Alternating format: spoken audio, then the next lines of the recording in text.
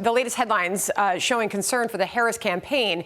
Critics are saying the general theme with them all is that Harris is losing momentum and Democrats are right now running scared. But a lot can happen, obviously, with 13 days to go. So should her team be concerned? We'll ask Karl Rove.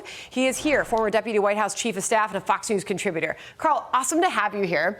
We're going to take a little spin on the touchscreen here so you can tell us what you're watching. First up, we're watching these 7 states. Tell us where we should be looking as I highlight, obviously, Nevada, where we just saw J.D. Vance on the ground there.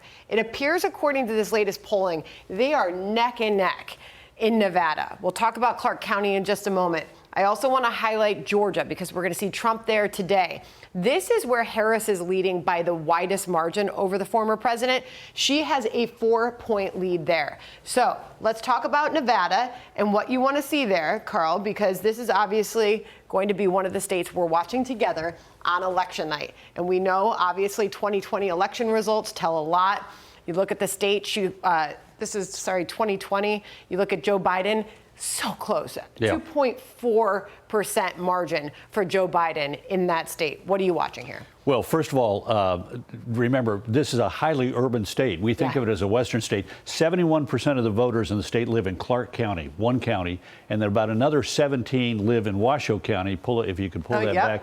Washoe County's up here at the top. And frankly, most of them live right down here. And the rest of the state is about 17% of the vote. We used to call them, I grew up, part of my childhood out there, used to call them the cow counties. Now we're supposed to call them the rurals. But the rurals are overwhelmingly Republican. Washoe County is a battleground, and Clark County tends to be Democrat. Here's the big difference from 4 years ago. 4 years ago, the Democrats had a registration advantage of over 100,000 more Democrats registered than Republicans. Used to be the rule of thumb was you had to have the registration gap less than 100,000 for Republicans to have a shot at the state. Today, 19,000. 19,000 more Democrats than Republicans. There's been a surge of both Republican registrations and of the unaffiliateds.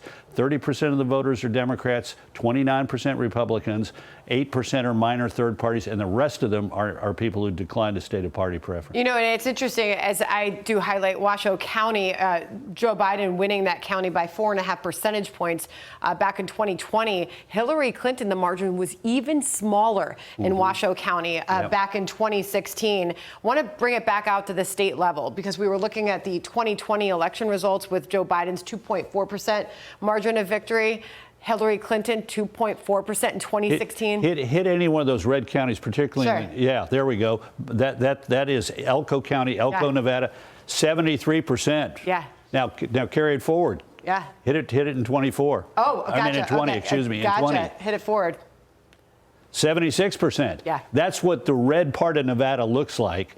So Washoe County, the object is to keep it close, reduce the Democrat margin in Clark County, and run it up in the cow counties or the rurals. All right. So let's take a look as we jump back to the entire country here and we look at Georgia. We know Trump wants to focus a lot of his energy on the ground there today. He was in North Carolina yesterday. Talk about some of these surrounding counties. Obviously, we know just how deep blue Atlanta is, Fulton County. Joe Biden won this county in 2020 by 46 percentage points. But what are you watching around here, Karl? Well, this is a challenge because if you go to some of these other counties, like Cobb, it used to be reliably Republican, but we're seeing a defection of college-educated suburbanites, particularly college-educated suburban women. And what Trump has got to do is he's got to try and hold that to as low as he possibly can and then run it up in the ex-urban counties beyond the inner cities of Atlanta and then out in the rural. Think about this, but red area north of Atlanta, there are 3 congressional districts that run up there, and as you can see, the most Republican, Forsyth is the most Republican county. Forsyth and Cherokee are the most Republican counties in the greater metropolitan area of Atlanta. But you get up in those other counties up there further, and they're even redder than those 2 counties. Where do you think the Trump campaign should be focusing most of their energy when it comes to the issues in places like Georgia? Well, look, the issues are national. He has consistently led on the issue of the economy, inflation, and the border. and it's a threesome, and keep going at it. Yeah. And the problem is that he's got to be disciplined in doing that, because she's eating away at those margins. In our own Fox poll, I think his advantage on the border a month ago was 20 points. Now it's 15. His advantage on the economy was like 15. It's now 8.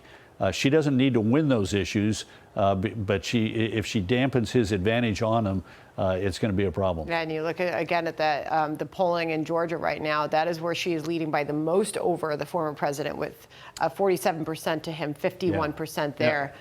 Remember, though, this is one poll. Correct. And every day I look at three averages, three aggregators: 538, Real Clear Politics, and Silver Bulletin. And I literally write them down on a blue piece of paper so I can keep track of them. And what you get from that is these are much closer than that. If you take a look at the averages of the 21 data points, 7 states times 3 different aggregators, there are 15 today. 15 of them are less than 1%. You're throwing us off here with a blue piece of paper. What about the whiteboard, Karl? Well, the whiteboard, you can't travel around. I can put the blue piece of paper in my pocket for the day, but the whiteboard is still there. Don't worry about it. Always a pleasure. Loved this. Thank you so much. Really great information. Thanks, Karl. I'm Steve Doocy. I'm Brian Kilmeade. And I'm Ainsley Earhart. And click here to subscribe to the Fox News YouTube page to catch our hottest interviews and most compelling analysis.